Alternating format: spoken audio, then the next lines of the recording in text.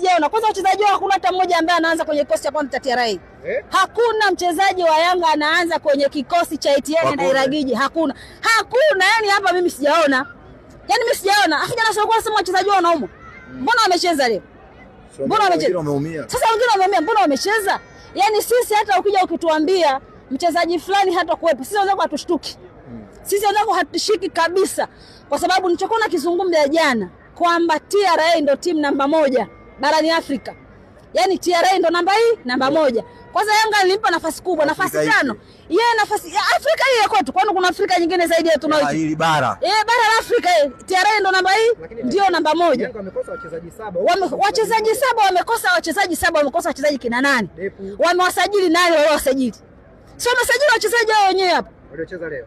Sisi wachezaji wao mwasajili. Si ndio mlikuwa mnaenda kuwapokea airport? Si ndio mlikuwa mnawatambulisha usiku wa manane? Si ndio nyinyi kila siku na mic mnawaimba wachezaji kwenye vipindi mnawaimba? Mjawafunga sasa chance ile mmepata, mmeshindwa kufunga. Nisikie nikwambie.